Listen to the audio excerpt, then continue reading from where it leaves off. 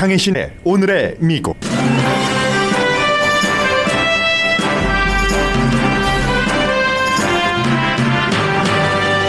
독립기념일이 돌아왔습니다. 백악관부터 가정집까지 사람들이 독립기념일 휴일을 즐기고 있습니다. 불꽃놀이 등의 축제는 이어지지만 백신 접종 목표치 70%는 이루지 못했습니다. 여행업계는 미국이 해외 관광객을 빨리 받아들여야 한다고 정부를 압박합니다. 마이애미 비치 붕괴된 콘도의 나머지 부분을 철거한 뒤 다시 구조 작업이 시작됐습니다. 제프 베조스가 오늘 27년 만에 아마존 CEO 자리를 내놓고 이사장이 됐습니다. 아마존의 새로운 CEO는 1997년도에 아마존에 입사한 앤디 제시입니다. 베조스와 스타일이 크게 다릅니다. 지난 주말 발생한 최악의 사이버 공격으로 세계 17개국에서 수많은 사업체가 영업을 중단하는 일이 일어났습니다. 전문가들은 이번 해킹도 러시아 해커가 저지른 것으로 파악합니다. 배심원의 의무를 기꺼이 하는 미국인이 늘어납니다. 사회 정의에 대한 갈망이 강해지는 게 가장 큰 이유입니다.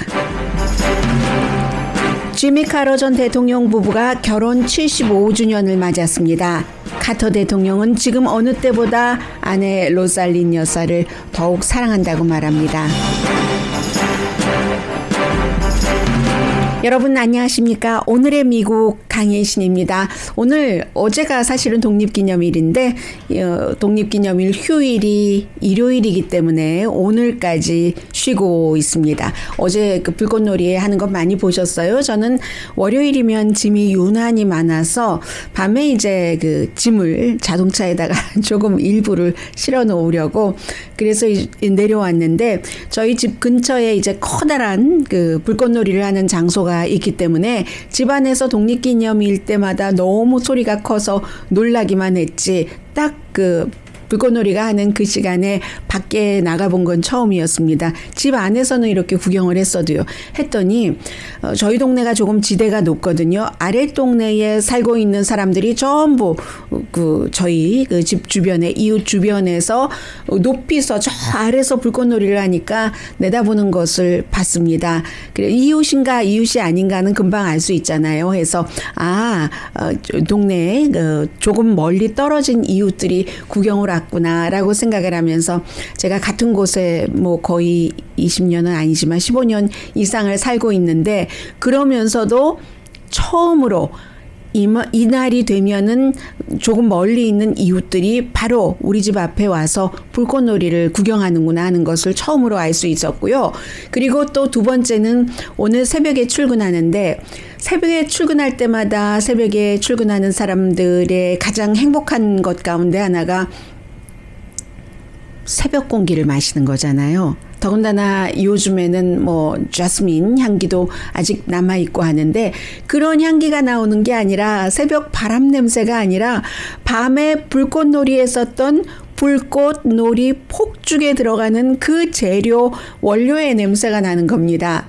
물론 산불이 났었을 때 그 산불의 내음을 아침에 느끼는 경우는 많이 있었지만 이렇게 불꽃놀이의 폭죽 내음을 7월 5일에 느끼기는 처음입니다. 그러니까 지금까지 제가 뉴스를 해온 지난 수십 년 동안 7월 4일이 일요일이었던 적이 없는 거죠. 그렇기 때문에 이제 다른 평일이었고 그리고 요즘 여러 가지 기후 이런 것과 상관을 해서 밤중에 불꽃놀이라고 새벽에 나가니까 이제 그렇게 향기가 월요일 아침에 그 폭죽 향기가 많이 일어났었던 겁니다. 그런데 이제 어제는 저뿐만이 아니라 미국에 살고 있는 거의 모든 사람들이 지난주가 아니라 지난해에는 모든 그 불꽃놀이 행사 같은 것이 취소됐었기 때문에 한 해 거르고 다시 맞는 독립기념일이었던 거죠. 244년, 245년 된 미국이 영국으로부터 독립을 한 그런 때를 이제 지난해와는 다르게 맞이하신 거고요. 그야말로 코로나 바이러스로부터 우리는 독립을 했다 하는 그 바이든 대통령의 얘기가 조금 실감이 났었던 그런 그 독립기념일이라고도 말씀드릴 수 있고요. 백악관에서도 지금 그 독립기념일 불꽃놀이를 군인들 그리고 이제 필수 업종에 일에서 종사하시는 분들, 그러니까 의료업이라든가 아니면 마켓에서 일하시는 분들, 그분들의 가족해서 한 1000분을 백악관에서도 초대를 해서 그래서 이제 그 밤에 그 불꽃놀이도 하고 했거든요.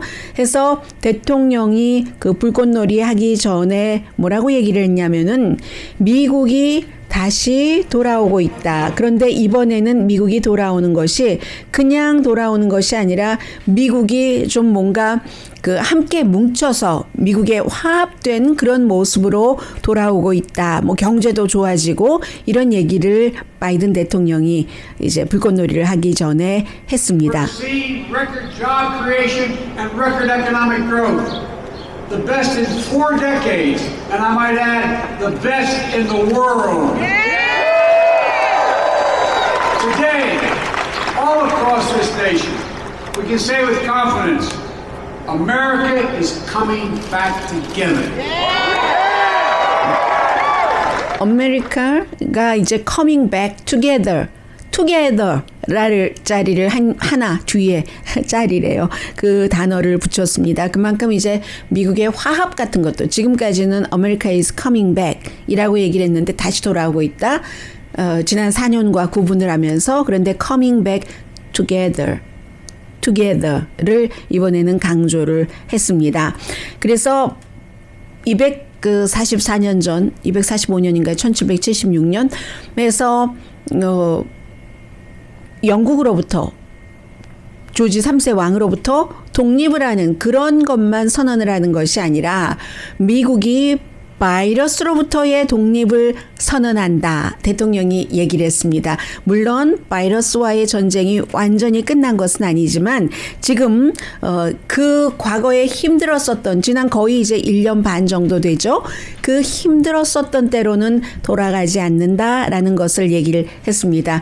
그러나 독립기념일에 국민 12살 이상이 적어도 한 번은 백신 접종을 받는 그 백신 접종률이 70% 목표율에는 미치지 못했습니다. 지금 67%, 3% 못 미쳤죠? 그리고 이제 2번 전부 백신 접종을 받은 사람은 58%. 그러나 65세 이상 시니어들은 거의 90%가 지금 백신 접종을 맞았습니다. 그러니까 지역에 따라서 70%가 왜 완성되지 않는가? 70% 넘는 곳도 많아요. 서부 지역, 로스앤젤레스를 포함해서. 그렇지만 뭐 뉴욕도 접종률이 높은 편이고, 그러나 뭐 알칸소 뭐 이런 그 공화당주 시골주는 45% 미만 되기 때문에 지금 평균이 58%밖에 나오지 않는 겁니다. 그런데 이제 지난 2주일 동안을 쭉 보면은요. 대통령이 바이러스로부터의 독립이라고 얘기를 했는데 뭐 그 정도 얘기할 정도가 됩니다. 왜냐하면 하루에 뭐 평균 그 확진자가 양성 반응 보이는 사람이 12,000케이스 이렇게 말씀드리면서도 제가 웃음이 나오네요. 12,000케이스를 인구가 작은 나라 그리고 확진율이 적은 나라 뭐 한국을 포함해서 그런 나라와 비교하자면 그런 나라에서는 하루에 12,000케이스 이렇게 되지만 미국은 12,000케이스밖에 이제는 안 돼. 지난 2주일 사이에 이 같은 확진자가 23%나 내려갔다고 이렇게 얘기를 하는 거죠. 그래서 바이러스의 그 감염 또 백신 접종률 이런 모든 것들도 국가마다 다르기 때문에 그 국가에 맞는 것으로 계산을 해야지 되는 거죠. 긍정적이라고 말씀드릴 수 있습니다. 그래서 지금부터는요. 미국 국내 여행도 지난해 같은 기간과 비교를 할 때 100%는 완전히 커버를 했고요. 리커버했고 164% 늘어간다는 얘기입니다. 그래서 이제 의료진들은 걱정도 하죠. 지금 백악관도 뭐 마스크 쓰지 않고 한 1,000명 정도가 모였으니까 지난번 1년 전에 트럼프 전 대통령이 한창 그 바이러스가 막 그냥 사람들이 어떻게 해보지 못할 수준이 됐을 때 백악관에서 많은 사람이 모인 건 아니에요. 당시에 뭐 100명도 안 되지 않았을까요? 뭐 연방 그 대법관인 에이미 코니 베럿을 지명하는 거기서 바이러스가 확 퍼졌었죠. 그런데 이번에는 그 당시에도 물론 사람들이 다 마스크 쓰고 다녔지만 그때는 마스크 쓰고 다니지 않았습니다. 그래서 이제 대통령 주변에 중요한 사람들도 많이 감염이 됐었는데 1년쯤이 지나고 이번에는 대통령도 대통령의 와이프도 1000명 정도가 모였는데 마스크 쓴 사람도 있고 쓰지 않은 사람도 있었는데 쓰지 않은 사람이 훨씬 많았고요. 그래서 의료진들이 걱정을 합니다. 여기서 감염도 걱정이 되지만 물론 백악관에 들어가는 거니까 백신 접종을 받았는가 하는 것을 다 확인을 했죠. 그렇긴 했지만 그 많은 사람들이 옹기종기 모여서 따닥따닥 붙어서 불꽃놀이를 구경하고 하는 것을 보면서 많은 사람들이 이제는 마스크 안 써도 되는가 보다. 거기에 간 사람들은요, 전부 백신 접종 받은 사람들입니다. 그러니까 이것을 혼돈할까봐 의료진들은 지금 걱정을 한다는 거죠. 잘못된 메시지를 주는 것을 걱정을 한다. 그래서 이제 백악관의 이 코로나 바이러스의 코디네이터인 제프 지엔트 박사가 20대 젊은이들이 나는 건강하니까 백신 접종 안 받아도 바이러스에 걸릴 염려가 없어 라고 오만한 그 건강에 대해서 그런 태도를 취할 수가 있는데 절대로 그래서는 안 된다는 것을 지금 상당히 강조를 하고 있고요. 그리고 이제 또 하나 지금 그 바이든 행정부가 압박을 받고 있는 것이 미국에 뭐 한국에서 오시는데 문제가 없는 분들이 많이 계시지만 유럽이라든가 여러 나라의 여행객들을 지금 미국이 국가적인 차원에서 받고 있지 않고 있기 때문에 이걸 빨리 풀어야지 된다. 노멀로 가려면 이제는 건강도 건강이지만 경제적인 노멀을 많이 생각하게 되는데 해외 여행객들을 받아야지 된다. 유럽은 이제 지난달에 미국 관광객을 받기 시작해서요. 뭐 예를 들어서 지금 여행업계에서는 백신 여권 같은 것을 보여달라고 하고 관광객들을 받아야지만 국제 여행 이런 것들을 활성화시켜야지만 미국이 그게 무역이 될 수도 있고 순수 여행도 될 수 있기 때문에 그리고 이제 또 가을 학기에 유학생들이 있는데 유학생들이야 당연히 올 수 있지만 그 유학생들이 조금 더 일찍 와서 자리 잡고 학기 시작하기 전에 미국도 여행을 하면서 미국에 돈을 벌어주도록 정부가 해야지 된다 하는 겁니다. 여기에 대해서 국무장관은 앤서니 블링켄 국무장관은 특히 이제 유럽 국가들의 국민들이 미국에 와서 돈을 많이 쓰기 때문에 중국 사람들 물론이고요. 그래서 이런 국가들과 지금 준비를 하고 있다라고 하는데 그냥 준비한다고 하지 말고 빨리 해라. 빨리 해라 빨리 해라가 코리안 아메리칸들이 하는 말인 게 아니라 미국의 여행업계의 미국인들도 hurry up hurry up 이렇게 지금 얘기를 하고 있습니다. 미국 시민이라든가 미국 시민의 가족 그런 사람들은 이제 미국에 오는데 별 문제 없이 오는데 지금 미국이 그 순수한 여행객 미국으로의 관광객을 막는 국가가 많죠. 중국, 이란, 유럽연합, 영국, 아일랜드, 브라질, 사우스 아프리카 그리고 이제 4월 달에 뭐 인도도 금지를 해놨잖아요. 그런데 여행업계에서는 왜 이렇게 얘기를 하냐면 어차피 델타 바이러스는 미국에 들어와 있다. 그러니 이게 별 의미가 없다는 얘기입니다. 다른 나라 그 관광객들을 받지 않는 게 오히려 관광객들을 받아서 돈벌이는 하면서 미국 국민들이 안전수칙을 지키고 백신 접종률을 올리는 것이 훨씬 합리적이다라고 얘기를 합니다. 영국은요, 이제 그 변이 바이러스가 한창 더 올라가고 있는데도 이것을 오픈을 하기로 했거든요. 그렇기 때문에 그러니까 영국의 경우는 코로나 바이러스와 함께 살아간다. 처음에 코로나 바이러스가 퍼졌을 때 영국이 시도를 했었죠. 그러다가 보리스 존슨 총리가 바이러스에 걸리고 총리의 임신한 피앙세도 걸리고 하면서 입장을 바꿔서 문을 닫았는데 다시 처음에 생각했었던 그곳으로 간다는 겁니다. 물론 그때와 지금은 다르죠. 그때는 백신이 없었고 지금은 백신이 있기 때문에 코로나 바이러스와 함께 살면서 영국이 그렇게 간다 하니까 다른 나라들은 영국의 모델을 지금부터 지켜보게 되겠죠. 해서 미국의 관광 수입이 1,050억 달러였고 그리고 유학생들은 2019년부터 2020년까지 중간에 이제 조금 줄어들었겠죠. 수입이 유학생들로 인한 미국의 그 수입이 387억 달러였습니다. 18억 달러가 줄어든 것이에요. 이 18억 달러 한 해 전보다 줄어든 것 가운데서 12억 달러는 직접 코로나 바이러스와 연관된 것입니다. 그러니까 이렇게 뭐 1년의 관광 수입이 1,050억 달러나 되고 또 유학생들로 인한 수입이 뭐 387억 달러나 되고 하니까 미국의 관광업계, 여행업계는 이제는 미국이 로드맵이라도 어떻게 가겠다 하는 것이라도 보여줘야지 된다 하고 지금 행정부를 상당히 압박하고 있습니다.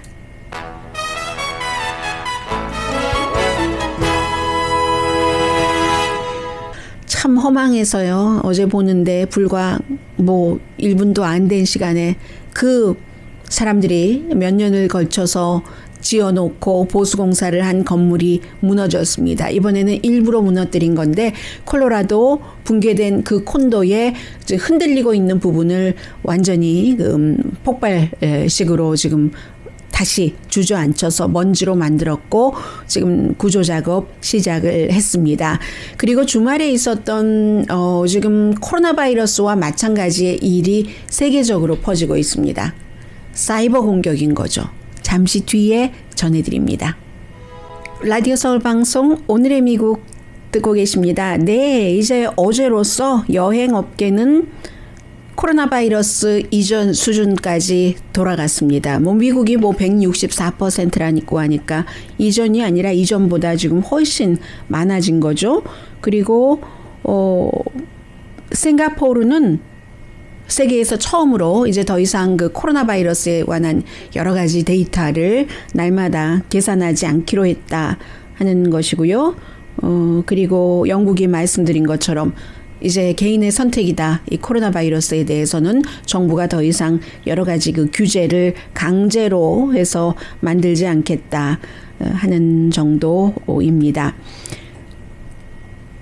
어제 그 저녁 한 7시 30분쯤 로스앤젤레스 시간으로요. 그리고 플로리다 시간으로는 3시간 뒤가 되는 거죠. 10시 30분에 콘도 시사이드 그 콘도를 붕괴시켰습니다. 왜냐하면 지금 엘사가 열대성 폭풍이 오고 있다고 하는데 그러면 바람 불고 흔들흔들하고 위험하잖아요. 그 위험한 것이 구조하는 사람들에게도 위험할 수가 있고 일반 사람들에게도 위험할 수도 있고 하기 때문에 결국은 붕괴했습니다.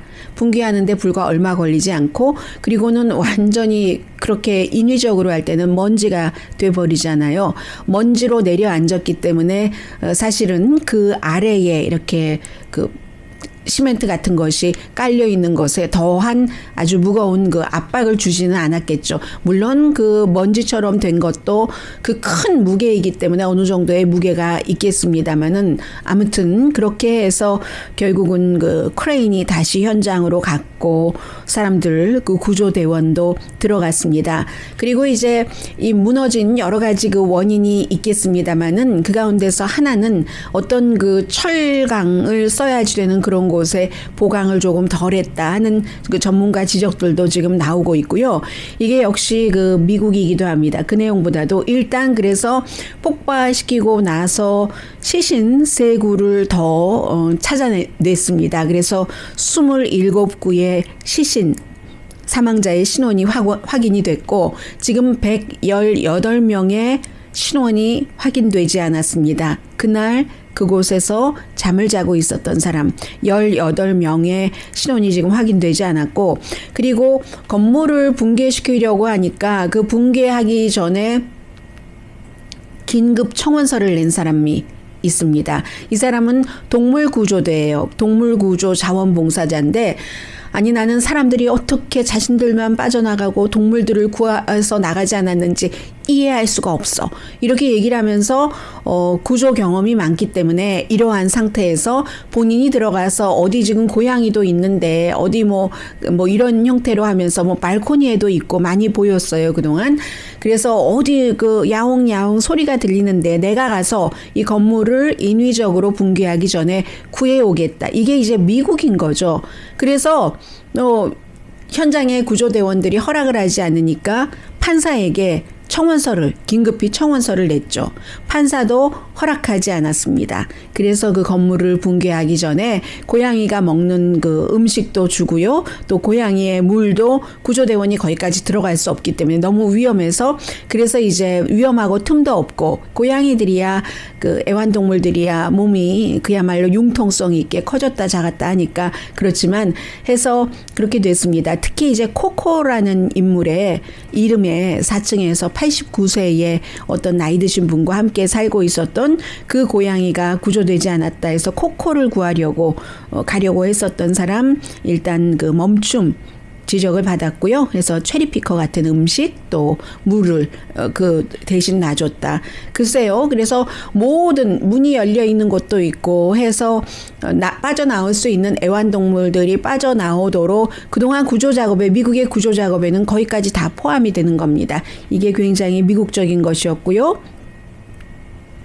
그리고 토요일에 있었던 일인데 이 일은 사실은 지금 그 해커가 러시아의 해커인 것으로 거의 그 전문가들은 의견 일치를 보고 있기 때문에 여러 가지 문제가 있는 거죠. 바로 이 해커 그룹이 해커갱이라고 부를 수 있겠죠. JBS라는 세계적으로 가장 큰 브라질에 본사가 있고 미국도 공장이 있고 한 지난번에 육류 가공 업체를 해킹을 해서 당시에 뭐 1,100만 달러인가 비트코인으로 지불을 했었잖아요. 마찬가지로 이번에는 세계에서 17개국에서 영향을 받았는데 수많은 회사가 영향을 받았습니다. 크고 작은 뭐 직접적으로 간접적으로 36,000군데의 회사가 영향을 받았다고 하는데 왜냐하면은 캐사이아라는 소프트웨어 회사를 공격을 한 겁니다. 돈 내놔. 랜섬 공격. 그것도 돈이 점점 커져요. 7천만 달러. 그만큼 더 크게 영향을 미칠 수 있으면 돈의 요구도 늘어나는 겁니다. 당연히 이제 이런 경우도 이제 그 암호화폐요, 그 크립토 커런시를 요구를 하는데 이 회사는 소프트웨어 회사이기 때문에 세계 수많은 회사에 IT 관련 일을 해주고 있는 겁니다. 특히 스웨덴에서 가장 큰 그로서리 스토어 쿱이라는 회사. 그 회사는요. 이번에 공격을 당했기 때문에 이 회사의 많은 것을 관리해주고 있는 이 캐사이아라는 회사가 공격을 당해서 800군데 그로서리 스토어를 문을 닫았어야지만 됐습니다. 그런데 이게 이제 어떤 면에서 정치적인 면에서는 어떻게 봐야지 되냐면은 그럼 누가 해킹을 했는가? 러시아인인 그 르이블이라는 알이블 아마 그렇게 러시아가 약자 아닐까요? 그래서 알 악마다 알 이블 이리 이제 그 사이버 갱단이죠. 이곳에서 지난번에 그 JBS를 해킹한 것과 마찬가지로 했다. 이게 이제 미국의 수사 당국이 보고 있는 점이거든요. 그래서 뭐 너무 많은 회사들이 영향을 받았고 계속 전염병처럼 퍼지는 거예요. 처음에 한 군데 회사 하면은 아무도 모르게 소문 새 나가지 않게 그냥 돈 주고 말지. 이게 점점 커져서 이처럼 그 큰 그 소프트웨어까지 공격을 하게 되는 건데 당연히 미국 정부에서도 조사를 하고 연방 수사국도 비즈니스 업체 지난번에 그 비즈니스 업체에 이런 일이 있으면 조용히 뒤로 돈 주고 이제 비트코인 같은 것으로 주고 해결하지 말고 우리 보고를 해달라. 그리고 방어를 해야지 된다 하는 것을 강조를 했잖아요.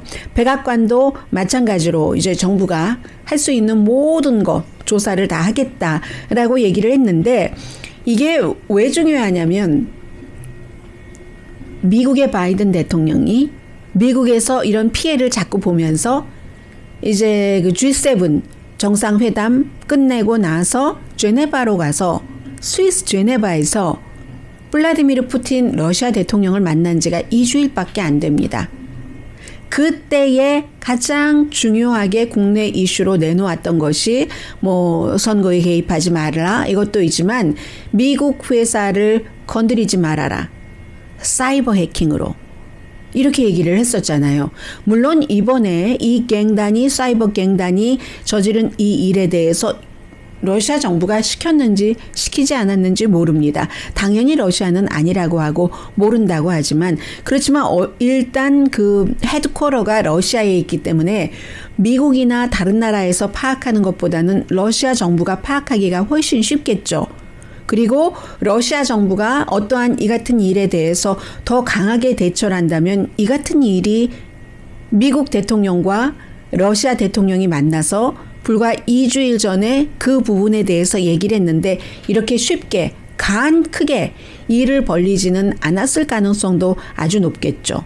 러시아 정부가 그것을 그렇게 크게 강하게 단속하지 않기 때문에 그렇다는 거고 그러면 그렇게 크게 강하게 단속하지 않는다는 것은 미국의 그 주장, 요청, 요구를 러시아 정부가 심각하게 받아들이지 않는다는 얘기도 되는 거죠. 그렇기 때문에 그 점에서 하나 중요하고요. 그리고 또 하나는 이처럼 그 사이버 그 공격이 전염병처럼 퍼지는데 세계의 수많은 회사와 국가 정부도 미국 정부도 뭐 여러 가지 형태로 사이버 공격을 당했었잖아요. 어떤 때는 뭐 국무부의 웹사이트도 뭐 미국의 뭐 백악관의 뭐 트위터도 이런 형태로 이 문제를 어떻게 막을 것인가. 이것은 또 돈 자체가 지금 은행을 통해서 거래되는 것이 아니라 그 크립토 커런시 그 암호화폐 비트코인과 같은 이런 비트코인과 같은 암호화폐는 자신들끼리의 거래 장부는 있습니다. 블록체인이라는 형태를 통해서 정확하게 들어가요. 입금이 되고 이제 빠져나가고 하는데 정부가 관리를 할 수가 없는 거죠. 빠져나가고 들어가고 하는 것을 그 블록체인만 알 수 있고 정부는 알 수가 없는 거예요. 그럼 미국 정부, 지금 스웨덴 정부도 뭐 이런 형태로 돈이 왔다 갔다 한다면은 이 그 R-Evil이라는 그룹이 어디에 어떤 어카운트를 갖고 있고 어떤 사람인지 파악을 해서 체포를 할 수가 없게 되는 겁니다. 그렇기 때문에 이 크립토 커런시, 그 암호화폐, 이런 그 가상화폐, 암호화폐, 디지털 화폐에 대한 추적 시스템, 정부가 규제를 해야지 되는 것을 강하게 빨리 시작을 해야지 된다 하는 것이 이런 문제에서도 나오는 거죠. 잠시 뒤에요. 경제와 연관된 것 그리고 경제와 연관돼서는 지금 가장 그 중요하다고도 볼 수 있는 이슈가 아마존이잖아요. 아마존이 뭐 세계 소매업소의 뭐 몇십 %를 차지하고 있기 때문에 그런데 그 아마존에 날마다 여러 가지를 그 서류를 점검을 하고 서명을 하고 하는 그런 그 데이 바이 데이 CEO 자리에서 제프 베조스가 내려왔습니다. 그럼 제프 베조스와 새로운 CEO는 어떻게 다른가도 굉장히 중요하겠죠? 잠시 뒤에 전해드립니다.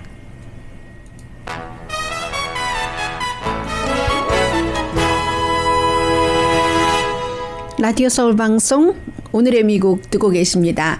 네, 오늘은 이제 휴일이기 때문에 많은 스몰 비즈니스 하시는 분들도 문을 닫고 집에서 쉬시거나 바베큐를 하시거나 하실 텐데요. 차를 드시거나 하실 텐데요. 그 다음에 이제 사람 구하기 너무 힘들다 하는데 임금 인상만으로는 지금 돌아오고 있지 않은 그런 사람들을 일터로 돌려놓기에 불충분하다 하는 어제 그 MBC의 그 미트 더 프레스 인터뷰를 전문가 인터뷰를 좀 인상적으로 봤는데요. 이분이 어느 분이냐면 와튼 그 스쿨이요, 유니버시티 오브 펜실베니아의 그 아담 그랜트 박사인데 시간이 말해줄 것이다. 지금 사람들이 일자리를 갖고 있지 않으면서 또 섣불리 일자리로 돌아가지 않으려고 하는 사람들, 많은 서로 다른 이유가 있겠지만 그런데 한 가지 시간이 말해줄 것이다라고 전문가가 얘기하는 것은 이분이 뭐 심리 이런 것을 많이 얘기를 하는데 비즈니스에 있어서의 그런데 이제 본인도 이게 이렇고 이게 이러니까 이렇게 앞으로 될 것이다. 이 시점에 이렇게 얘기를 하기가 힘들다는 얘기예요. 다만 한 가지 놀란 것은 현재 이제 여러 가지 여론조사를 보면은 미국 사람들이 일을 찾지 않고 있는 사람들이 생각할 때 앞으로 내가 지금까지는 이런 일을 이렇게 힘들게 했지만 만족스럽지 않은 여러 가지 그 아웃풋을 가지고 했지만 앞으로는 좀 자유롭게 일하고 싶어. 융통성 있게 내가 이제 그 직장에서 속해서 9 to 5 아무 일도 못 보고 병원도 못 가고 뭐 동사무소 구청에 뭐 서류 때려도 못 가고 말하자면 그런 형태로 하고 싶지 않고 그 아웃풋이 있으면 거기에 따른 그 자유로움 같은 것, 자유와 독립적인 것 이것을 원하는 직장을 찾겠어 하는 사람들이 지금 반이나 된다는 것에 굉장히 놀랐다고 얘기를 합니다. 한마디로 자유와 융통성인 거예요. 그렇기 때문에 결국은 임금은 지금 높아질 수밖에 없고 이 임금을 견디지 못해서 문을 닫는 그런 그 스몰 비즈니스도 있을 겁니다. 그렇지만 전반적으로 충분히 더 많은 아주 그 미니멈보다는 많이 줄 수도 있는데 이윤을 더 남기기 위해서 그 미니멈조차도 어떻게 그냥 안 주려고 애써보는 이런 사람들에 대한 업주들은 할 수 없이 임금을 높일 수가 있어요. 그런 것들에 대해서는 긍정적인 부분이다라고 얘기를 하고 정말로 근신이 간간히 먹고 사는데 그런 스몰 비즈니스인데 임금을 올리지 못하는 이런 분들께는 너무나 지금 힘든 상황이 되는데 어느 정도 융통성을 그 보여서 이게 이제 제자리를 잡아가는 과정으로 보이는데 사람들은 자유와 내 스스로 컨트롤하는 것 I'm in charge in my life, in my job life 뭐 이런 거에 있어서 내가 대장으로 돼서 하고 싶어 하는 것들이 굉장히 코로나 바이러스를 겪으면서 1년 반이 됐기 때문에 거기에 대해서 생각할 수 있는 여유롭게 생각할 수 있는 시간이 주어졌기 때문에 앞으로의 그 일자리에 대한 여러 가지가 변동이 있을 수 있다는 게 유니버시티 오브 펜실베니아 와튼 스쿨 교수의 얘기입니다. 그리고 아마존을 말씀드리겠습니다. 오늘이래요. 7월 5일이 제프 베조스가 아마존 CEO로 일을 한 게 27년이 되는 날이랍니다. 27년이 되는 날을 맞아서 CEO 자리를 내놓고 이제 이사장 자리로 가고 뭐 회장 뭐 이런 자리 있겠죠. 날마다 일을 안 해도 되는 사사건건 안 해도 되는 해서 물론 그동안도 뭐 부서별로 많은 그 역할을 다른 사람에게 맡기기는 했겠습니다마는 이 제프 베조스 뒤를 잇는 사람이 앤디 제시라는 분이에요. 이분이 뉴욕에서 태어나서 하버드 대학교를 나오고 하버드 뭐 경영대학원도 졸업을 하고 했는데 1997년도에 아마존에 입사할 때 그때 만약에 금요일이었잖아요. 금요일이 그 대학원생으로서의 마지막 시험을 치르는 날이었는데 마지막 시험의 첫 번째 날이란가 그렇대요. 그런데 주말을 지내고 인터뷰 날짜가 월요일로 잡혀 있었기 때문에 인터뷰를 갔답니다. 그 당시에. 그래서 굉장히 아마존 측에서 인상적으로 생각을 했고 그때는 아마 이미 결혼을 하고 계셨던가 봐요. 이분이 앤디 제스라는 분이 와이프하고 우리 딱 동부에 3년만 서부에 동부에서 뉴욕에서 서부에 3년만 가서 살자. 3년만 가서 살자 하고는 약속을 했대요. 이제 젊은 사람들이니까 바에서 냅킨에 이 모래 위에 쓴 편지가 아니고 냅킨에 3년만 하고 이제 서약서를 쓴 거죠. 와이프에게. 그랬는데 그 뒤로 97년부터 지금까지 시애틀에 살면서 시애틀의 뭐 캐피털 힐즈 그 이웃에 살면서 한 뭐 10,000 스퀘어 핏 정도 되는 곳에 살고 지하에는 스포츠광이래요. 이 새로 된 그 CEO가 해서 지하에 이제 스포츠바 같은 것을 만들어 놓고 동부에 그 게임 본인이 응원하는 게임 그 스포츠 그 구단 같은 게 있을 것 아니겠어요? 그런 것을 열심히 보고 있다고 하는데 처음에는 뭐 그동안 오랜 동안 제프 베조스의 그 그늘에서 있기는 했는데 뭐 그 당시가 97년도 뭐 이런 때가 이 아마존이 뭐 주식 상장해 마라 뭐 수익은 안 났을 때였겠죠. 그런 때 이제 들어갔었고 그리고 그 뒤에는 클라우드 그 서비스의 책임자를 해서 아마존 웹 서비스의 최고 그 CEO였는데 이게 왜 그렇게 됐냐면 이제 이제 제 베조스의 비서실장을 계속 이렇게 하고 있을 때 엔지니어들이 뭔가 새로운 프로그램을 발견을 하는데 시간이 너무 오래 걸린다는 거예요. 자꾸만 이게 연기되고 또 연기되고. 왜 그러냐고. 왜냐하면 아마존은 인터넷으로 모든 물건을 파는 곳이기 때문에 처음에는 책을 팔았지만 그래서 이제 자꾸만 늦어지니까 2000년대 초쯤에 돼서 있었던 일이에요. 그러니까 알아보니까 엔지니어 한 사람이 그 일을 완성할 수가 없잖아요. 그런데 이 엔지니어가 하는 일과 이 엔지니어, 저 엔지니어 이렇게 엔지니어들끼리 서로 하고 있는 일에 대한 공유가 너무 늦었다는 거예요. 그러니까 딜레이가 될 수밖에 없는 거죠. 그래서 저 사람이 지금 어떤 일을 하고 있고 어디까지 하고 있는가 이런 것을 지금 뭐 예를 들어서 구글 닥스 같은 것이 서로 그렇게 볼 수 있게 됐잖아요. 뭐 아니면은 뭐 드롭박스도 마찬가지죠. 그 안에 넣어놓으면 사람들이 와서 볼 수가 있잖아요. 그런 형태로 아마존에서 이제 스스로 그 네트워킹을 하면서 크라우드를 엔지니어들을 위한 크라우드 서비스를 하게 된 거죠. 그렇게 하다 보니까 어머 이거 너무 좋네. 이걸 왜 우리가 우리 내부에서만 사용하지?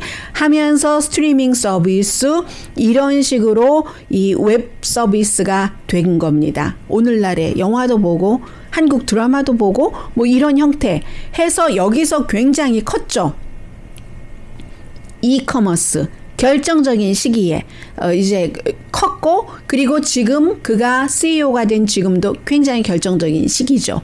이 이커머스에 대해서 정부 규제가 굉장히 강화되는 때잖아요. 뭐 독점이다 해서 며칠 전에 그 페이스북도 조금 자유의 판결을 받고 그리고 마켓 쉐어도 마찬가지죠. 아마존이 이렇게 했는데 점점 많은 곳에서 비슷한 것을 하고 있기 때문에 지금까지는 오늘 이제 새로 CEO가 된 그 앤디 제시 씨의 기록은 개인 그 성과 기록은 아주 그 좋습니다. 이윤이 가장 많이 나는 부서를 지금까지 이끌어오고 있었고요. 올해의 첫 3개월의 매출이 135억 달러였습니다. 당연하겠죠. 아직도 팬데믹 기간에 이 웹 서비스를 활용하는 사람들이 굉장히 많았기 때문에 그렇게 된 거고요. 아무튼 뭐 CD, DVD 이런 것으로 크라우드 서비스까지 하게 되는 게 90년대 말에 시작해서 2000년대 초에 아주 활발해졌었고요. 디테일에 굉장히 강한 사람이랍니다. 제프 베조스와는 조금 달라요. 그런데 이제 지금 도전이 많이 있죠. 아마존이 성공하느냐, 더 큰 성공을 하느냐는 경쟁이 치열한데 투자를 할까?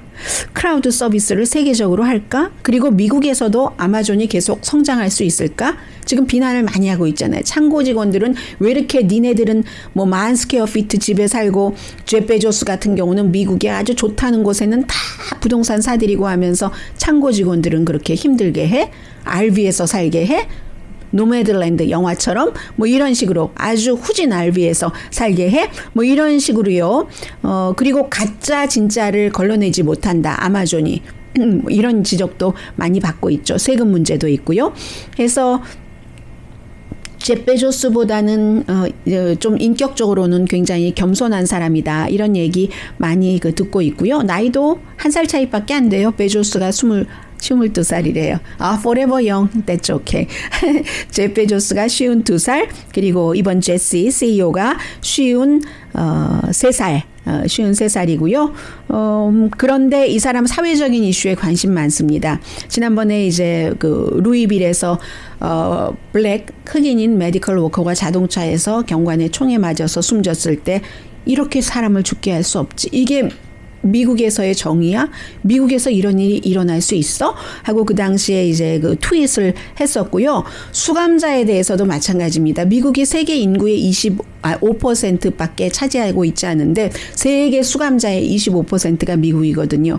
그게 소수인종 아프리칸 아메리칸을 많이 수감한다는 게 지금 새로운 CEO의 얘기고 동성애자들에 대해서도 굉장히 리버럴한 그런 입장을 갖고 있는 사람이 아마존의 새로운 CEO 앤디 제시입니다.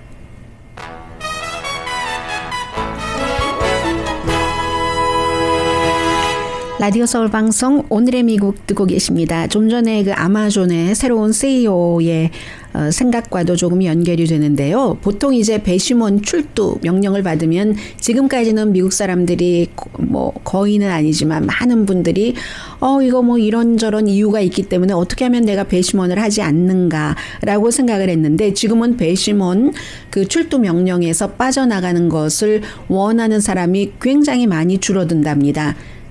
악시오스가 보도를 했거든요. 최근까지는 한 4명 가운데 1명이니까 많진 않은 거예요. 사실은 미국에서 4명 가운데 1명 25%가 배심원 안 하려고 이 국리 저 국리 하는데 지금은 10%에서 한 5%에서 10% 최대 그 정도로 줄어들었답니다. 이유는 뭐냐면 조지 플로이드 사망 사건 이후에 사람들이 내가 이 그 시스템적인 인종차별을 고치기 위해서는 나라도 할 수 있는 의무를 해야지 돼. 그게 이제 시민으로서의 의무고 시민으로서의 가장 중요한 의무 하나는 투표하는 것 또 하나는 배심원이야. 이렇게 해서 사람들이 한다는 거예요. 특히 조지 플로이드가 사망한 뭐 미네소타주 같은 데서는 배심원 딱 출두받고 어떤 사람은 결혼식도 연기했고요. 배심원 하려고. 그리고 이제 어떤 사람은 배심원이 되기 위해서 11월 달에 투표를 했다. 이런 얘기들도 많이 나옵니다. 인종평등 꼭 내일에서뿐만이 아니라 이런 시민 정신이 원래도 좀 높은 나라였는데 더 조금 높아지고 있다. 그래서 걱정하시는 분들도 계세요. 그런 경우는 인종차별이 있기 때문에 그런다라고 생각을 하고 있기 때문에 그래서는 안 되는데 이 배심원이라는 것은 완전히 그 감정은 없애고 증거 위주로 해야지 되는데 그런 걱정들도 하고 계시는 분들 계시고요. 그리고 도와주시는 분들부터 말씀을 드리고 나서 시간 되는 데까지 이 내용은 전해드리는 것이 낫겠습니다. 75세까지 건강하게 사는 것을 꿈꾸는 분들도 계시는데 요즘 75세 아무것도 아니지만요. 그렇지만 75세를 부부로 함께 살면서 지금 가장 사랑합니다 하는 부부가 지미 카러 부부거든요.